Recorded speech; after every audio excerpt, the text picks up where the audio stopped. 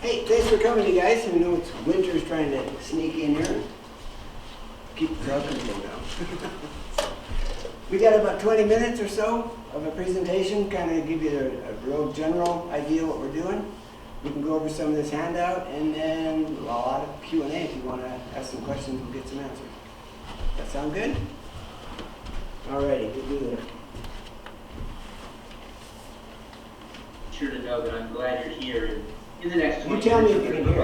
provide everything you need to know about Article V and the Convention of States project, the problem, the solution, how it works, our strategy, and finally, how to get involved. If you're unfamiliar with this idea and this movement, don't worry.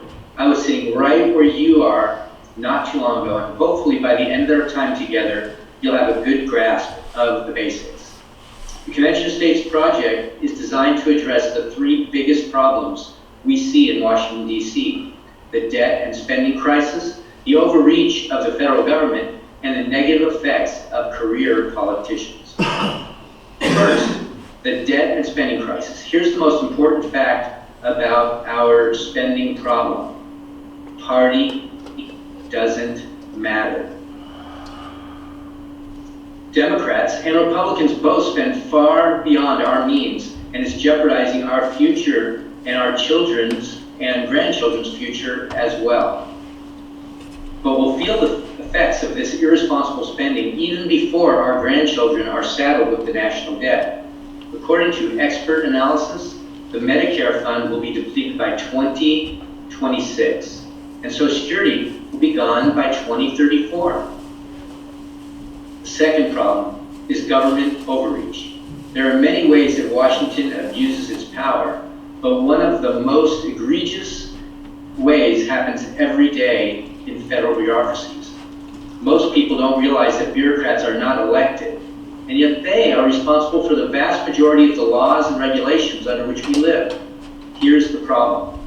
Article 1 of the Constitution says that all legislative power is vested in the Congress.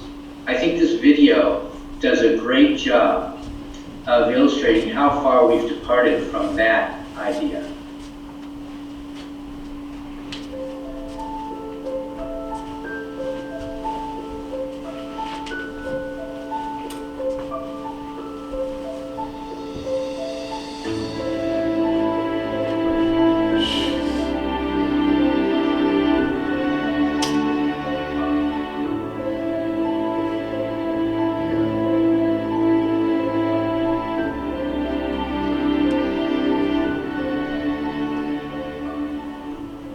Bureaucracy isn't the only branch that creates laws out of thin air. The Supreme Court does too. People like us, people that are frustrated with Washington, D.C., often say, well, they don't follow the Constitution anyway. Not true. They follow the wrong one. They're following the Constitution as interpreted by the Supreme Court, rather than the Constitution as written. This, taking out of my pocket, is a pocket Constitution. 4,000 words in the original document, 4,400 words. And if you count the amendments, we're talking about 7,000 words. But here is the Constitution in force today.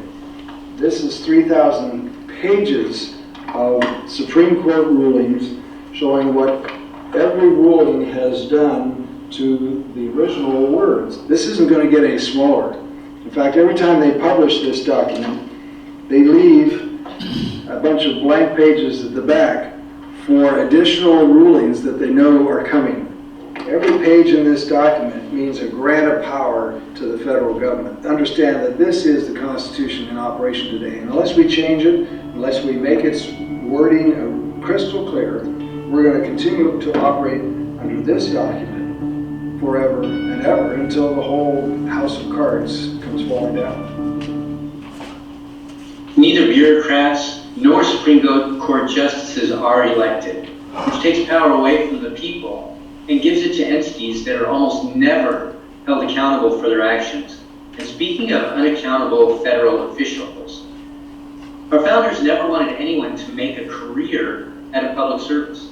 But look how long these men and women from both sides of the aisle have been in Washington. You might say, what's wrong with that? Their constituents elect them. why shouldn't they continue serving? The problem is that the longer someone stays in DC, the more they smell like the swamp. The more they become tied to the bureaucracies and special interests, the less they're willing to stick their neck out for the good of their constituents, or more importantly, the good of our country. And as you can see, the problem is getting worse. And why shouldn't it? Our federal officials, whether we're talking about bureaucrats, the Supreme Court, or Congresspeople, don't have any incentive to change the status quo. They're perfectly happy to continue acquiring more power, wealth, and influence, as long as we, the people, let them. This is one of our core beliefs at the Convention of States Project. The federal government will never fix itself. They'll never stop spending, abusing their power, or seeking re-election.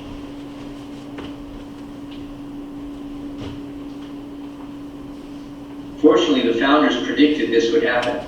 That's why they included Convention of States in Article V of the Constitution.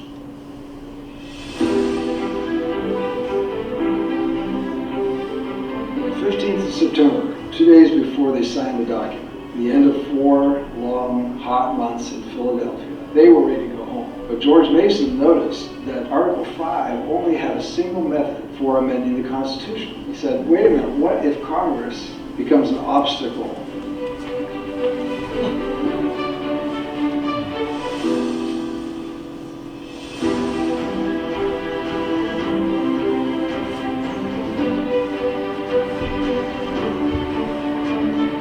It was given to us by George Mason, who said, look at guys, someday this government's going to abuse its power, and there won't be anything for you ever to ratify if it's counting on Congress to reduce the power of the federal government. So we need to give the states the ability to reduce the power of the federal government.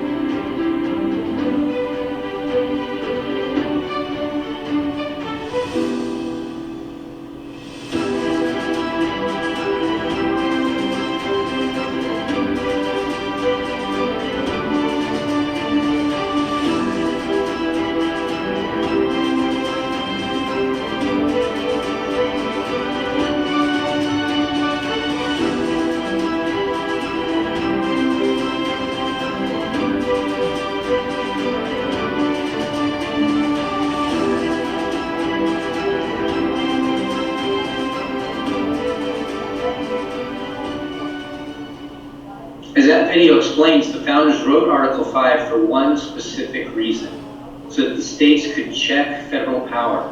They knew that without the Convention of States option, a corrupt, powerful federal government would never fix itself. Which brings us to the actual text of Article V. Here's what it says.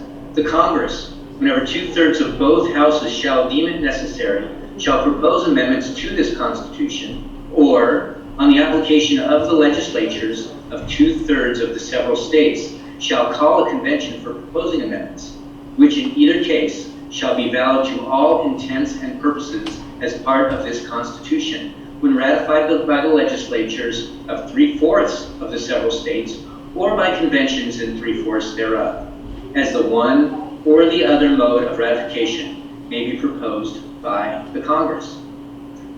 At its most basic level, Article V allows the state legislatures to call a convention for the purpose of proposing amendments. This convention can only be called if 2/3 of the states, today that would be 34, pass resolutions calling for such a convention.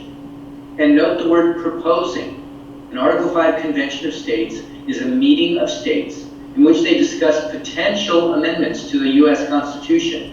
Those amendments, as Article V says, must then be sent back to the states and ratified by 38 legislatures.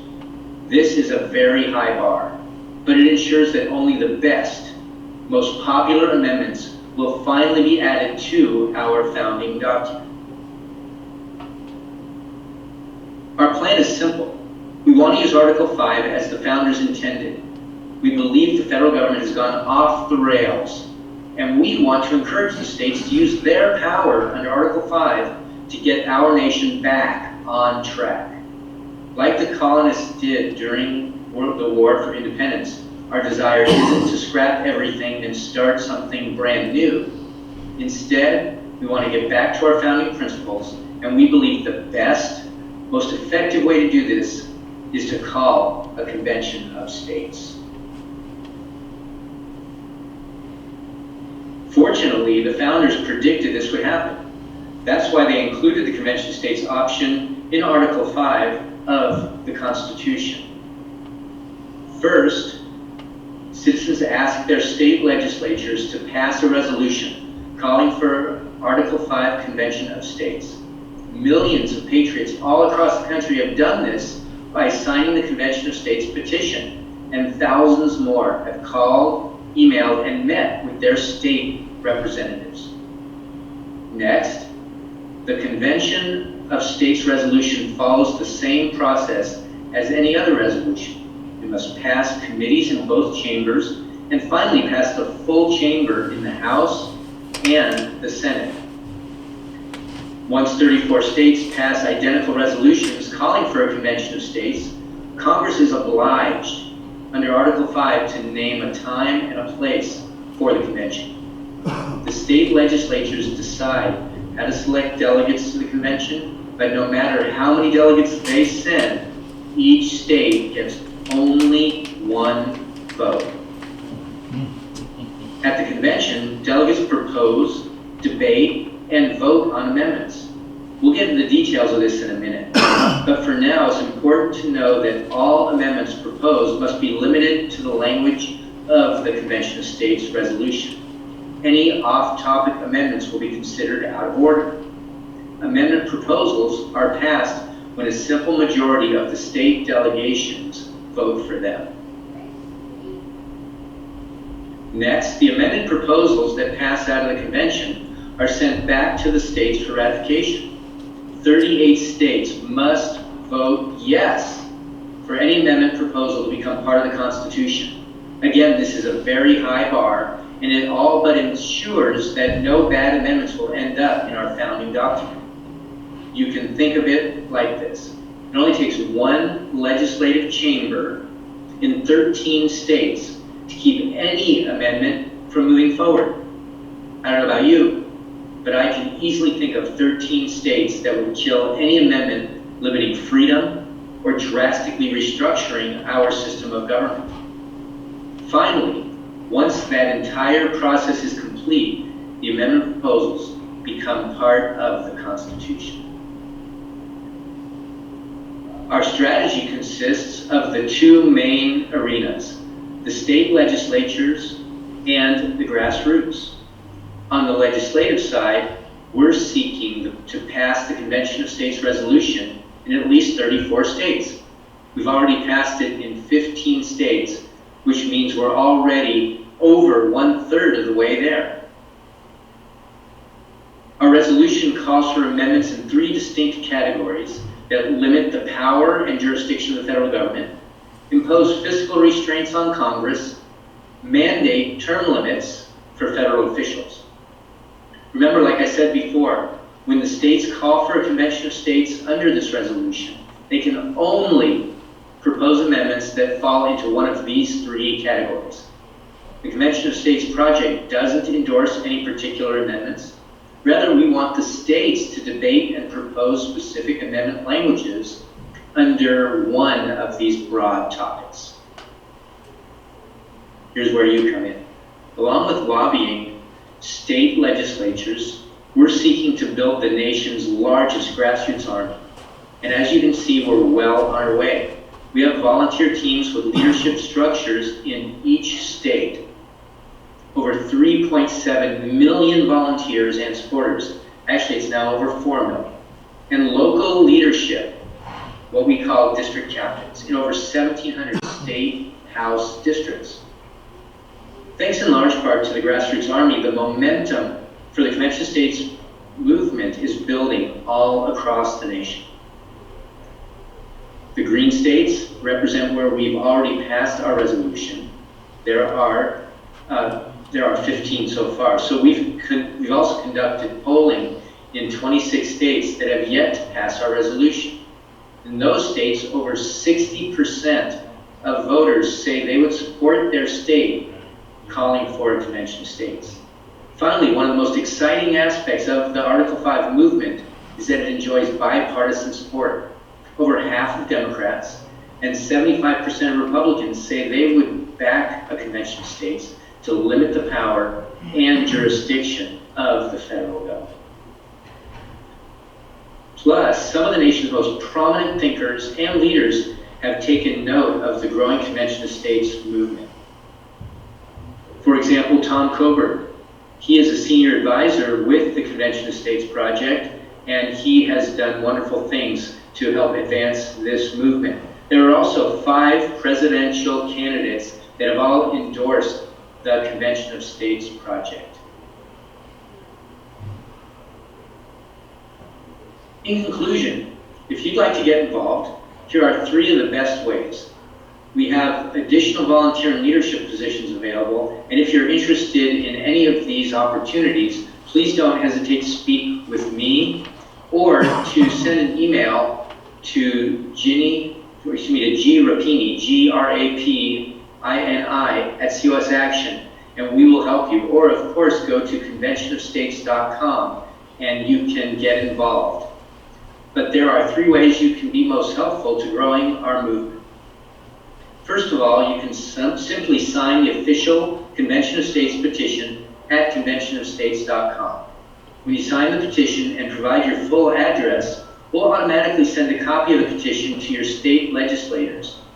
This is a great, easy way to let your representatives know that you support the Convention of States resolution in your state legislature.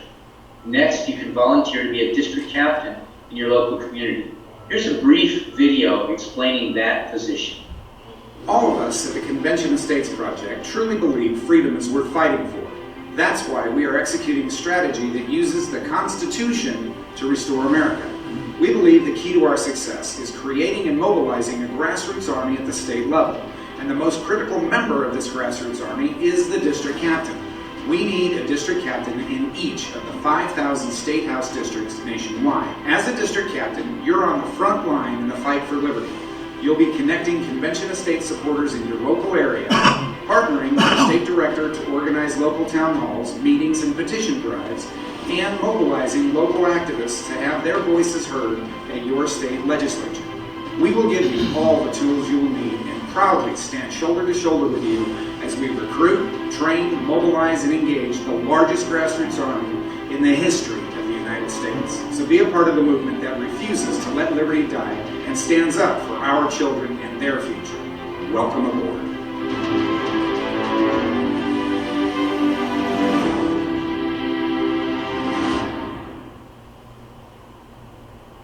Now, this last way to get involved is less important than the other 2, but I still want to mention it. We rely heavily on our amazing volunteers, but like any organization, the Convention of States Project also relies on our generous donors to keep up the fight for liberty. If you'd like to contribute, you can do so at conventionofstates.com/donate. Well, that's it. Thank you so much for your time and attention today, and I'll be happy to answer any questions you have, or better yet, go to conventionofstates.com and get started right away. Have a great night.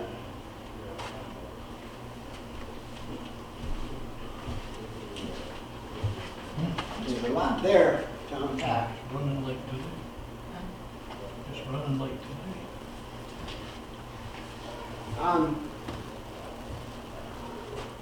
I've got this handout, and there's a lot of stuff in there. I don't want to really spend a lot of time with it because you can sure take it home and take a look for yourself what's in here.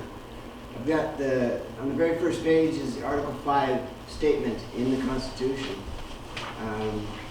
Key things to think about this is regardless what happens through the next convention, it is part of this Constitution. It says right in there. And it talks about that that the states will never be deprived of equal suffrage of the Senate, meaning one state, one vote. I know our opposition says, no, you can't restrict it. It's going to be all, California's going to send a ton of people. That's the way it is. One state, one vote. That's just how the Constitution runs.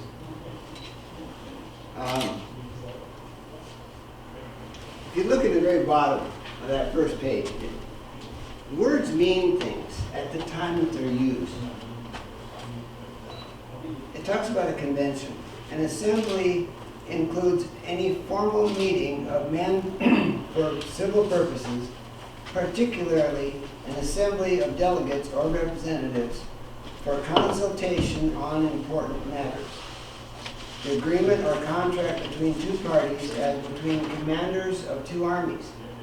An agreement previous to a definitive treaty. So you get together to talk about what you want to vote on, what you want to legislate. You just get together and you have a meeting and you talk about stuff. That's all a convention is in this diplomatic setting. So it has no power. It's just taking ideas and debate them. What a great thing. You got some problems, just sit down and talk about it. They have no power. They never have any power. They're sent there to represent the state in discussing proposals, and that's all. It's kind of a neat thing to do. And then once any proposals actually come out of the convention, if any, then it's up to us to ratify or not.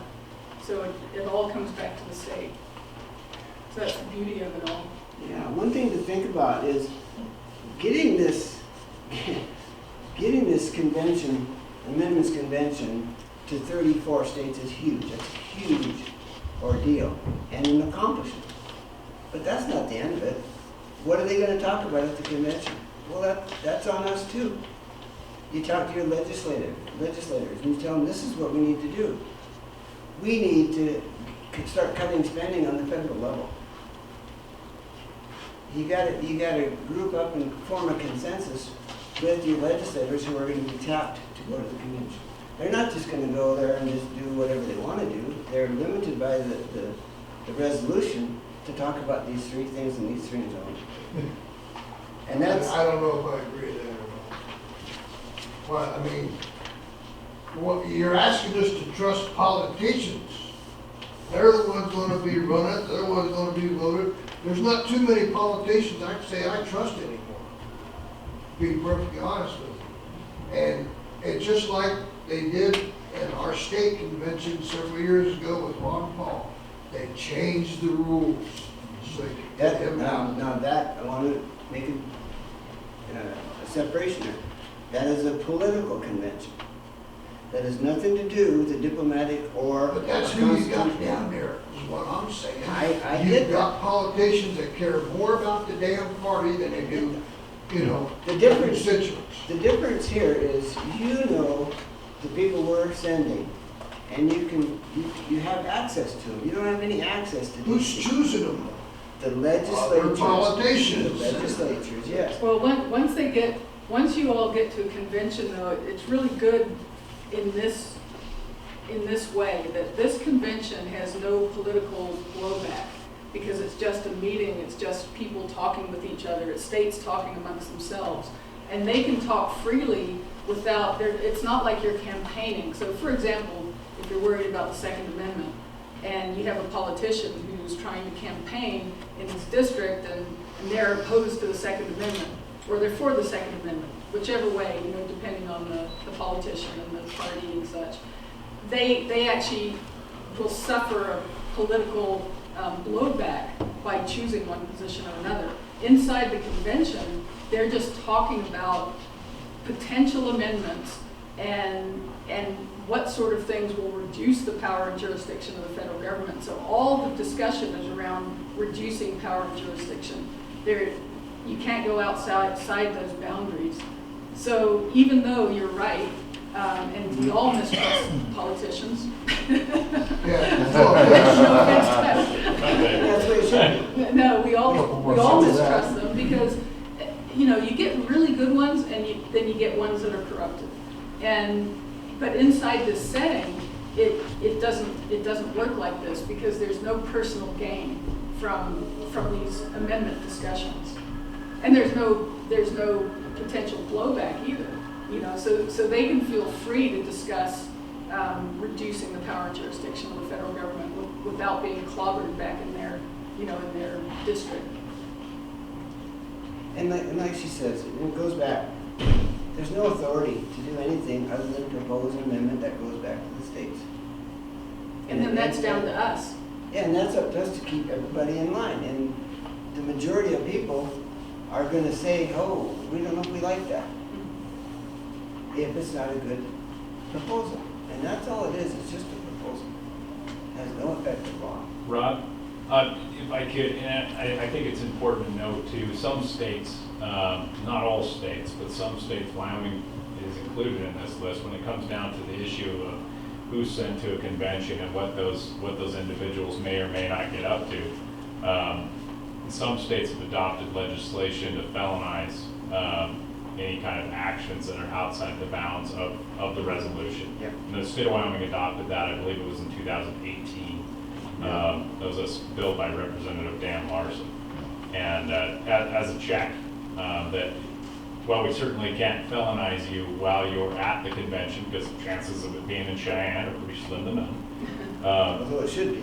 But if you ever want to come home, then you're going to have a real bad time. And so I think, I guess, I totally understand the concerns. I but at the same time, I think it's a good step to put forward some limitations on those delegates.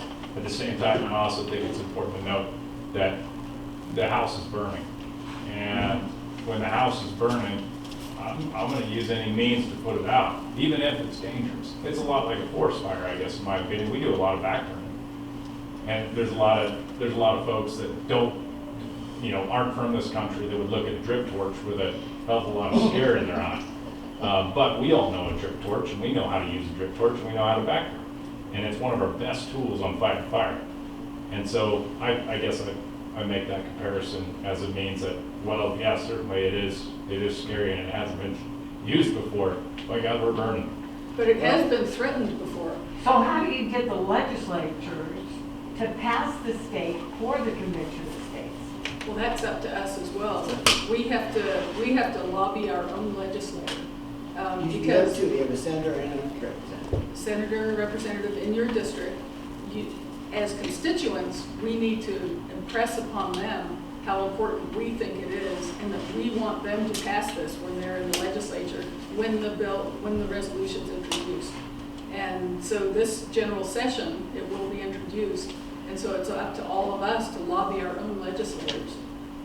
So in your, I don't know if you're all from Newcastle here, but in your case, it would be, I think Sherry Steinmetz is your senator and Hans Hunt is your representative, I believe. Is that correct? Well, it depends on where in Newcastle you are. Okay, well Like then for it me, would it's be- like Hans Hunt, but it's also Chip Nyman for other people in the town. Right, okay. So that- on the at other this side, it would be point, it Jonathan looks like it'll Driscoll be. and Chip Nyman if you're in 1-1, right? Yeah. So that's those are the people that you have to contact and, like I say, impress upon them that you want this done, and as a constituent, you feel, you want to be represented in the legislature. And it takes some consistent exercise of talking to these folks, call them, mail them. I find handwritten letters work best. But it's not just a one and done, okay, I contacted them, they said no. Talk to them, tell them what's going on. Tell them we got 15 states now. Oh, we just got 16 states. Michigan's about ready to come on board, but nobody's in session right now, really. But anyway, so you develop that communication to say, you're for this, I hope you are too. I mean, there's no way that you can get up in front of somebody and tell them what to do. I know when somebody gets in front of me and telling me what to do, I kind of blow my head and say, well, we'll see about that. And maybe that's what other folks find successful, by pushing people around. We don't. We just say, this is a good idea, I like this idea, this will save the country. Everything else is taking too darn long. Our opposition on the right has been doing this save the country kind of thing and getting the right people elected since the 1960s. How far have we gotten? It seems like we're getting worse, not better. There was a question back here about where do the current legislators stand on Convention of States. And so I know Senator Steinmetz has been opposed. Representative Hunt voted for it in 2017, and as far as I know, still supports convention of states. Tyler says yes. Ogden Driscoll has supported it. He voted for it in 2019 when it failed for the third time in Wyoming. And currently, Chip Nyman is opposed currently. He needs some more convincing. Our current legislator, Tyler Lindholm, supports it. There's been some movement in the past in regards to some of these aspects. And one of the biggest aspects of the Convention of States is a balanced budget, and that was passed in the state of Wyoming as a resolution in 2017. So that piece is on the books, but that's only a piece out of the bunch. And I think if you're gonna go after conversation with the states as far as reining in the federal government, I think having a bigger picture to look at as far as reining in bureaucrats is a pretty good place to look also. Yeah. They talked about the large constitution. I carry this around. It's about 8 pounds. I've never read it, gotta admit it, because it's like a lot of reading involved. This is what Congress follows. Everybody says they don't follow the Constitution. They do. They go to the expert of the Constitution, which is the Supreme Court. They've taken that little handbook. We all have that pocket Constitution. Pretty simple, easy to read. What is it? It's level to the 8th grade education. So we let experts do this, and they start making what's constitutional, what's not constitutional. That's all in here, and this is what Congress follows. It's not that they don't follow the Constitution; they just follow this big guy that's been explained over and over and over. It's 3,000 pages, just under. This is 2012. I got another one in 2002. Another one, the newest one, will come out 2022 every 10 years. So it'll be bigger than this. And there's nothing on the horizon in any other movement that can whittle this thing down. You can elect all the people you want to Congress, and they can't do anything about this.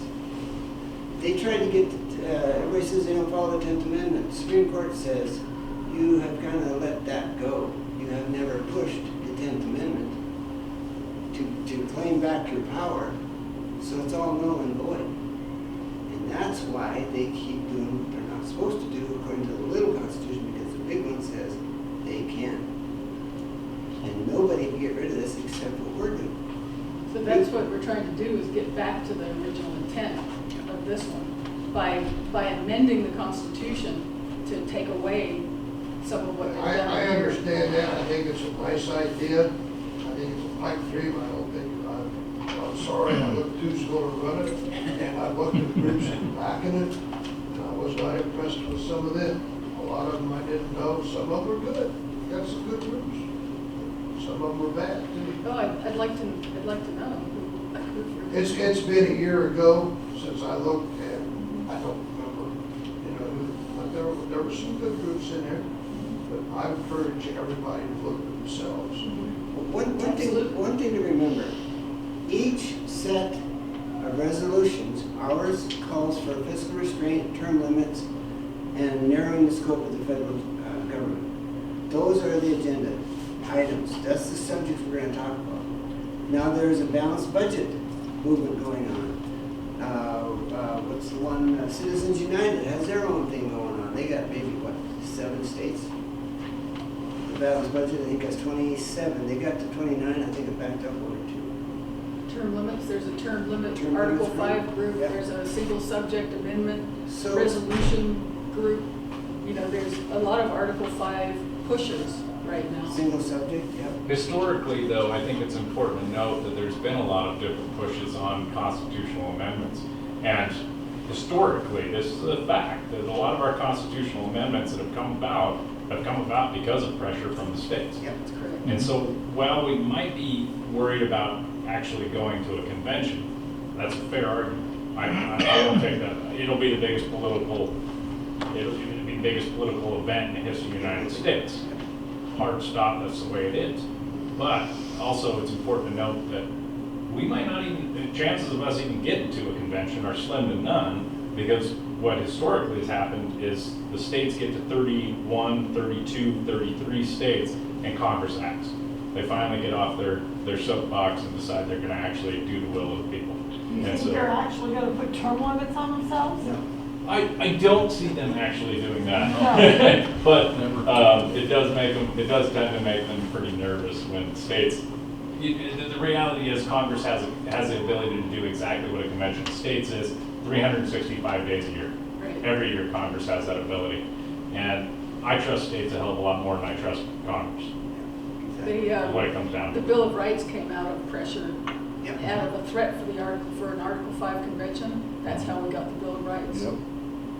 Because during the Constitutional Convention, they were talking about a Bill of Rights, and They said, we'll do it, we'll do it. Let's pass the Constitution, and then, once we form the government and everything, then we'll put the Bill of Rights in, and of course, governments don't do what they say they're gonna do, and it took too long, and they said, well, we're gonna have a convention of states then, we're gonna have an Article V convention, we just put it in the Constitution for exactly this reason, and they started the process, and they went, oh, okay, we'll do it, and we got the Bill of Rights in there. Yeah, that was within 2 years. They kind of waited around, and 2 years later, they finally got it. So it's a really powerful statement, and it's a powerful mechanism, whether you get to convention or not. Virginia was the first state to call that second convention, Amendments Convention, under Article V, the first one under Article V. And they actually called it a convention of states. Part of our opposition says, well, they didn't even call it a convention of states. It says something different in Article V. But you look at the very first call that Virginia did for an Article V convention, and they specifically called it a convention of states. And every document after that they've done uses the same term. So words mean things. Words of the time mean things. And that's the biggest thing. You gotta kind of go back to what did they mean at the time. And the reason they wanted the Amendments Convention through the states is because they're closer to the people. And you may not like all of your politicians. You may not like the bulk of the politicians. But that's who's running our country. And if you can't get their attention, then don't you think this whole experiment in democracy is for naught? If you can't find a way to trust the people you vote into office, can't you see that there's not much else to do? What are we going to get, a benevolent dictator? I think most of them are just killing time till they're killing them. And that's our fault. Go ahead, sir. And it's just piggybacking on two things you just said. It's our fault, and words mean things. I've been building relationships with our county commissioners, with our city councilmen, with Chip, with these people that are serving us, or supposed to be serving us, and they know where I stand on certain things. But that's because I speak. Words mean things.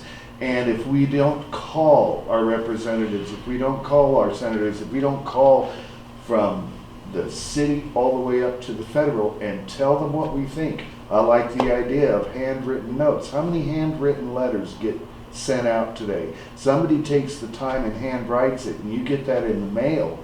I know, I just got one not too long ago, and it was from my brother, and that meant something because he wrote it with his own hand. And in today's world, that's very rare. But if we don't talk to the representatives, if we don't talk to our senators, then the words don't mean a thing. It's up to us. It is absolutely up to us. And we've got to contact them. We've got to hold them to the fire. And we've got to tell them, this is what we would like to see happen. And you get enough people doing that, it's like the county making a resolution, trying to get this variance for this county. In and of itself, it doesn't mean anything. But when you get this county and Crook County and that county and this county and that county, and they're all sending these variance requests to this health officer, the state health officer, then all of a sudden it has some teeth. And it's going to take that from us too. Legislators are people too. That's right. and if we don't find an issue important, there's no reason for them to find it important either. If you don't let them know that it's important, they don't know. And I've seen you at the county meetings a little bit. And believe me, we need to keep doing that. So these are the type of things that actually do get results, even though with the county, they don't pass laws. They're a piggy bank, really. But, we need to go to the city council meetings. They pass laws. We need to contact our state. They pass laws. And this is how things get done. Well, the problem I've had with that, Walter, is I've written our federal representatives and our federal senators. I don't even know if they see it or not. They've got a whole staff that takes care of that stuff. How many of your neighbors have you said, hey, have you started a petition? Now, most of them are Democrats. Yeah, sorry about that. Just a point. How many people on your staff? I don't know. No, hardly anybody. I don't think anybody has a staff in Cheyenne. No, it's state. I know, state. So this is, and I keep going back to this is where the power is. It's because the states have the power. You're one of 500,000 people. If you write to Liz Cheney, she may listen to you. More than likely, she won't even see.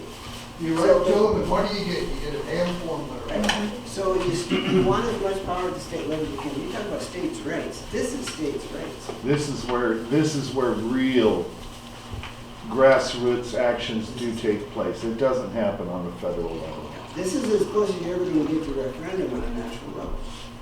If we want it, we can get it. But you can't do a referendum on a national level. If you look at page 3 and you talk about the bad politicians, and I get that, these are some of the people that support what we're doing. It shows some pictures there. I mean, it's old George Washington right up to except. I mean, you're talking about people that we all know support this.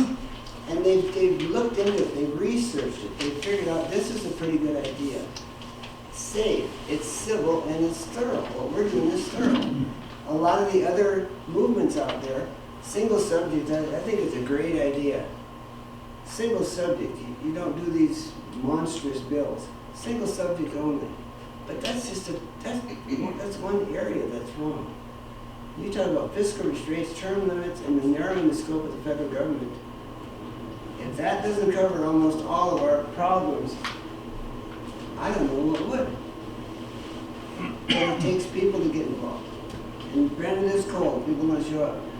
They got to watch TV. They have their personal reasons, and that's just fine.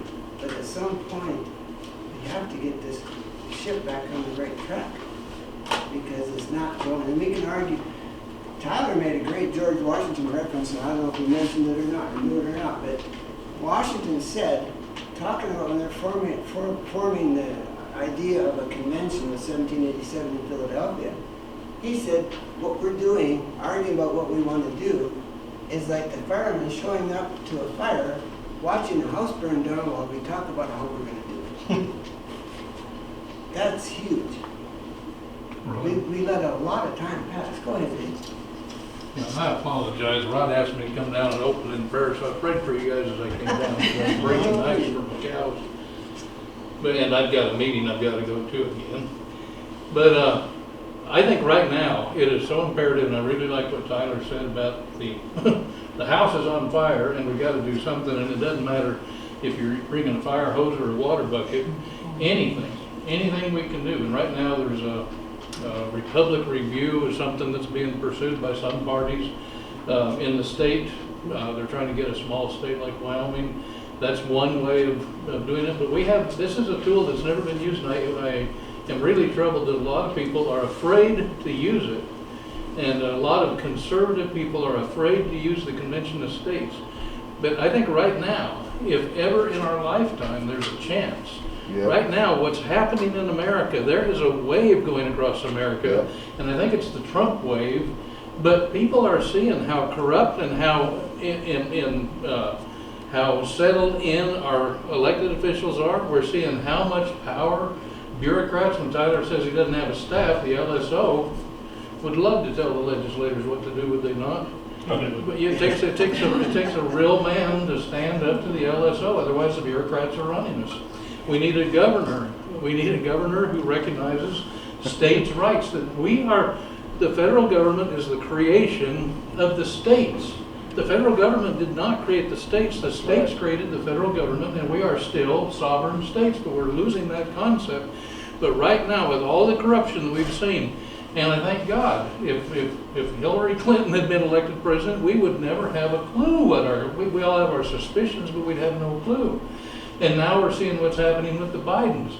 Now, I think Donald Trump's the only man in America who could withstand the examination that he's had for 4 years and survive. Whether you like Donald Trump or not, the man has been proven not to be corrupt. That's right. And everybody around him, including Republican presidents, Democrat presidents, bureaucrats, and all levels of bureaucracy, state and federal, have been proven to be corrupt. And they think they are our betters. And if there's a chance for us to do something, this is it. This is one of the tools. Let's pursue Republic Review. Let's pursue Convention of States, but let's pursue, and let's elect officials who recognize that we the people, the government is of the people, and we have given it over to the elected officials and the bureaucrats. I gotta go to a meeting, but I just want to say that, and I pray for you guys to know what We'll take that as a prayer. What? We'll take that as a prayer. It was a prayer. See you later. I'd like to echo what he just said, that there are other groups out there they want the same goal. You know, everybody seems to be going towards the same goal. They have a little different path, but there are other groups that are trying to stifle, some ways and elevate their own way.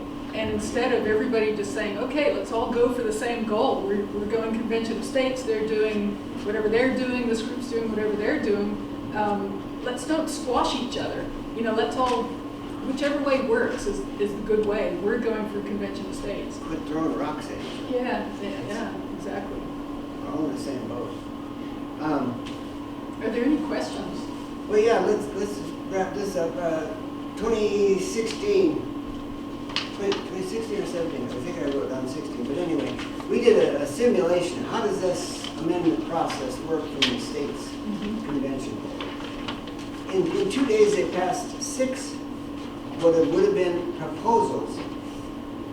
The biggest one here, I see they talk about public debt and fiscal term limits, the Commerce Clause, restoring that, limiting federal regulations, supermajority for federal taxes, which is a great idea, repealing the 16th Amendment, that's a great idea.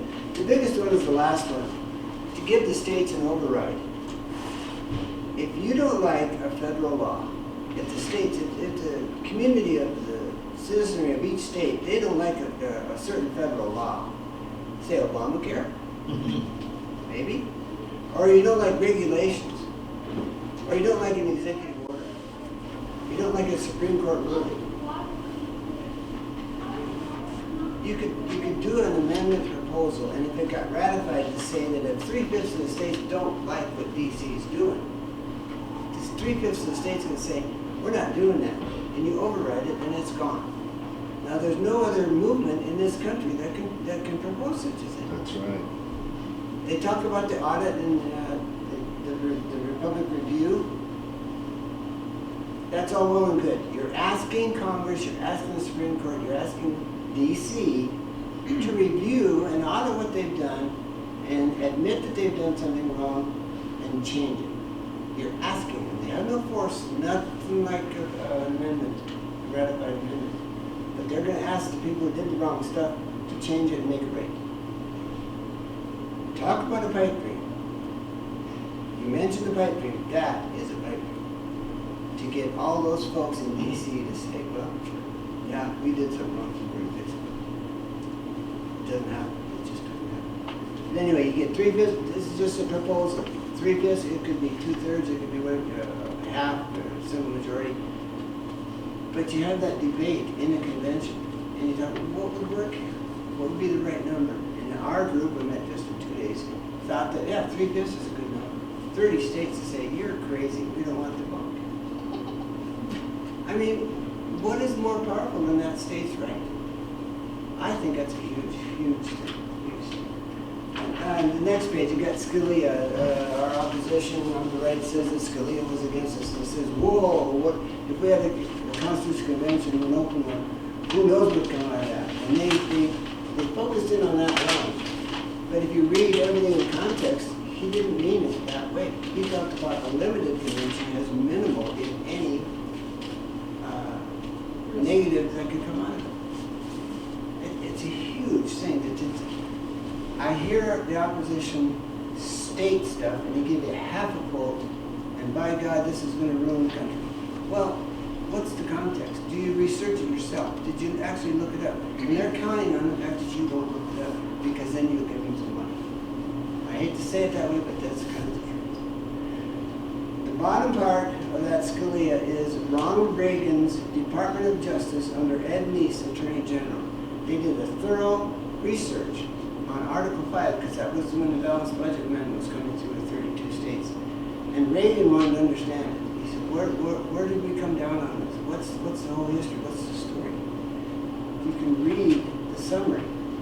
And it says, just as the Senate and the House, Congress has the authority in the Constitution to limit what they want to talk about and propose for amendments, they say the states have the same right, and yes, they can limit the discussion in a convention. That's huge, because that's another half-truth that our opposition says you can't limit. Of course you can. Oh, yes, you can. You go to I use this analogy all the time. You go to a Parks and Rec board, right? You're going to be in a meeting and you see their agenda. And if you're not on the agenda by then, you're not going to get on, right? So you go to their Parks and Rec board and they're going to talk about whatever in town and city parks. And you say, I want my pothole is fixed in front of my house. And they're all going to look at you like, point of order. You're not on the agenda. And you have nothing left to say. And that's what happens in the convention. The next page I got highlighted in yellow. They talk about a runaway convention because supposedly, I remember the first time I heard this, the Constitution was adopted illegally. That the founders really went beyond their control and ran away, did whatever they wanted. They got rid of the Articles of Confederation. This 2 pages here with the yellow highlights shows the actual credentials that the states gave their representatives to go to the convention.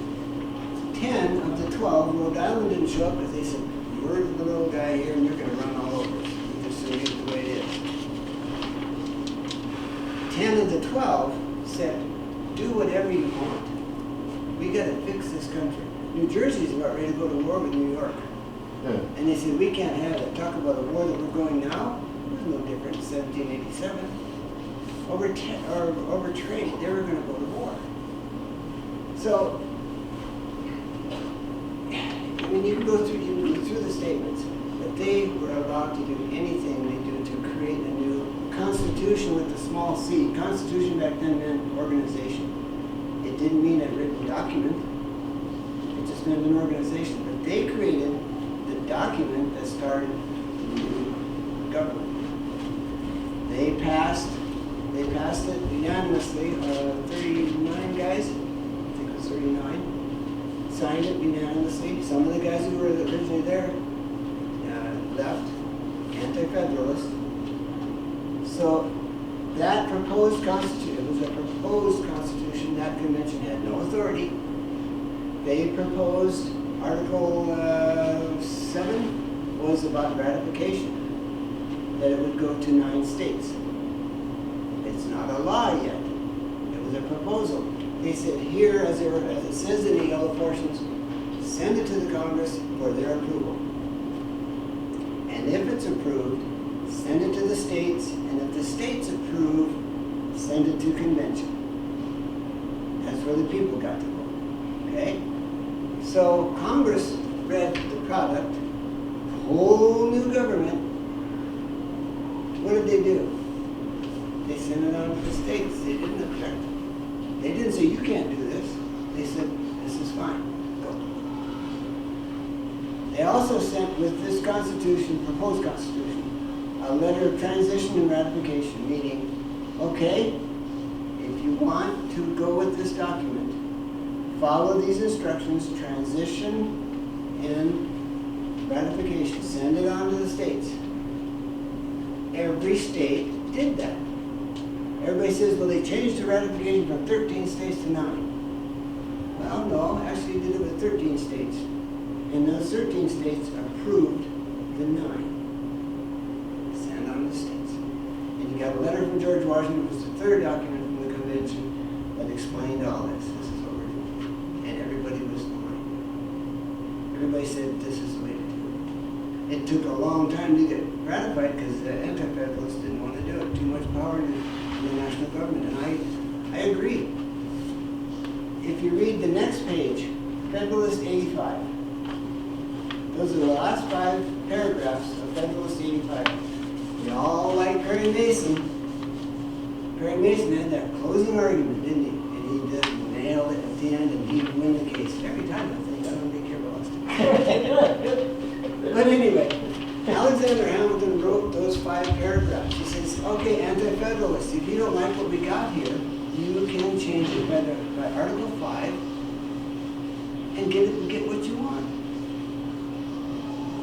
And that was the closing argument, and shortly after, the 9th of New Hampshire ratified the new Constitution, and eventually all 13, including Rhode Island, came on board and said, okay, we're going to do this. So that's just as a summary, the Constitutional Convention was not illegitimate. Some people are saying it was illegitimately produced, the Constitution, but it wasn't. All the men had the correct authority to have the Constitutional Convention, write the Constitution, and send it back for ratification. And our opposition kind of waffles and conflates that whole issue and says, oh, it was illegal. First time I heard that the Constitution was illegal, I thought, really? It kind of took me aback, and I said, is that true? So instead of just listening to what that person said, I said, okay. I actually looked it up. I did some research, and that's when I come across all this stuff. If you do your own research, you can't go wrong. If you listen to somebody else's research, well, they might be right. They may have an agenda to kind of channel you into a different direction. But if you do your own research, you can't lose. Tyler, maybe I should address this to you, but does Wyoming have a process for selecting a representative and a senator to attend the convention? It wouldn't be one senator, one representative. It would be how many are called for in the call of the convention. That is the one area, this whole deal that Congress has control over. When the 34 states are submitted, Congress has to call the convention, but they get to set the date, the time, and how many each state gets. And so that being all said, also it's important to note that the Convention of States, as written in Article 5, is one state, one vote. So it might only be one person. It could be a whole plethora of people. They might just say, hey, send whoever the heck you want. As far as the process where that goes, that is outlined in Wyoming statute, where it does state how that must happen by the state legislature to determine that. And to be honest with you, I fully expect that there will be some state legislators that go, but I also fully expect there will be there will be some handpicking from throughout the state of former people, businessmen, businessmen and women, those types of folks. I would expect, but also, who knows? Actually, the states determine the number of representatives. Is it? Yep. Oh, my bad. And Wyoming, I forget the Faithful Delegate Act for Wyoming is 3 from the House and 3 from the Senate. That's right. So if you think about that, that's a super majority, because 3 guys can't do anything. Guys, gals, I'm sorry. So it takes 4 of our delegates to agree on something. That's pretty huge. That's a big deal. Some states allow citizenry to be involved in the selection. It's up to the state, however the state wants to do it. Wyoming chose to do current legislators, knowing how long this could take. So you're saying, what you're saying is Wyoming could elect 3 to select 3 to go. 6. Six, Sorry, 3 from each 3 house. from each, Yes. yeah, okay. But California could send 25. But they still have one vote. So Yeah, each state it's has still one one state, one vote. Yeah. So they gotta concur. I mean, the reality, I think, in that situation, if we go in to talk about a balanced budget, California's not gonna vote for it. No. But I mean, it's gonna be whatever it's gonna be. But that is also a big concern.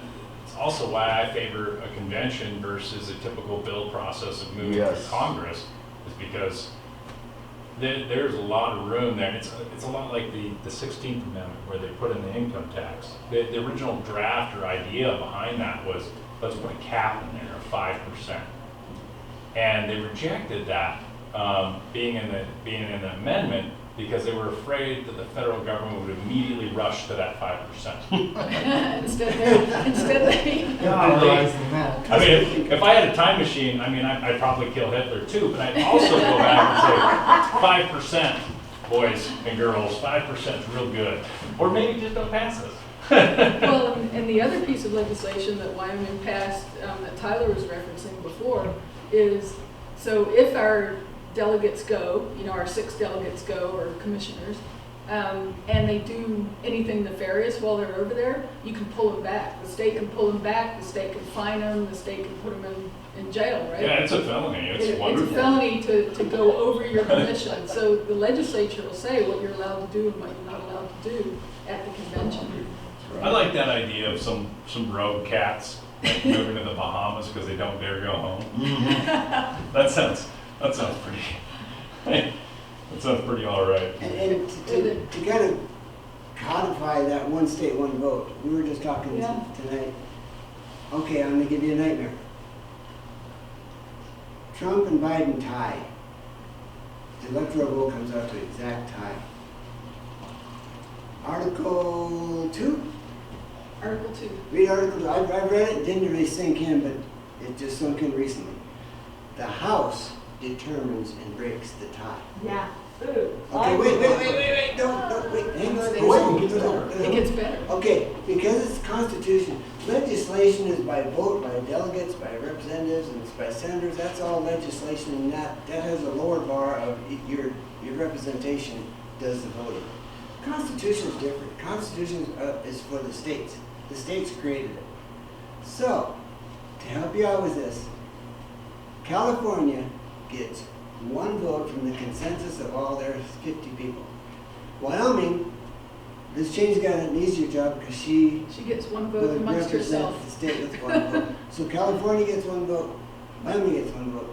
And that's the way the Constitution is. And we hear a lot of pushback from opposition to saying you can't restrict how many votes the states are getting. Well, yeah, you can, because the Constitution is very hard to pass. The Senate, basically, you get 2 senators, but everybody gets 2 senators, so it's basically 1 vote per state. It's the suffrage of the Senate. So, I mean, the Constitution is very clear, 1 state, 1 vote. But it's the House, right? But it's You're one gonna state. The vote is in House, house. The right? vote is in house. So Pelosi has to say. No, but But there's, it's by but there's, state. but So- it's by state. So It's by technically, state. if there's, would be technically if a tie happened between Biden and Trump. Trump. California has no more say so So than each state Wyoming. gets 1 vote in the House of Yes. Representatives Yeah. instead of it going by population. So all the Californians would have to fight amongst Alright. themselves and Oh, that'd make be a a long Well, determination if they were gonna yeah. vote for Trump or Biden. We know what California. Might get rid of a few of them. Yeah, I read that scenario and I thought, oh crap. But it's actually not a bad. But you gotta read a little deeper because Yeah, okay, it's not I as didn't scary go as that it far. seems. And I didn't, and not that I didn't trust Rod, but I looked it up and I read it and it's, yep, Oh, it's right that- there. That does It's change beautiful. everything there. I misspoke earlier when I said 2018. It was passed by Representative Dan Larson, but it was 2017 when it passed. And You're fired. Yeah. The faithless delegate. And the felony in there says any delegate who violates the oath contained in subsection D of this section shall be guilty of a felony punishable by imprisonment for not more than 5 years, a fine of not more than $10,000, or both. Additionally, any delegate who violates the oath contained in subsection D of this section shall be ineligible to serve as a delegate, and any certification of the delegate shall be null and void. And there's a lot of states that have passed this. It's pretty punchy, but I think, ultimately, if there is concern in this regard, then I think it's the state's responsibilities to ensure that that's not going to be the situation. And the reality is, I don't think yahoos are gonna be, well, there's probably gonna be some politicians that are sent, so there's gonna, I'm no longer a politician after January 1st, so I can say that now. But the reality is, I think it's going to be, you know, I think it's gonna be people that wanna come home. They want us, you know, so I don't, Want to show their face. right. Yeah. Are there any other questions or any confusion or? Thank you. Yes. It's a lot.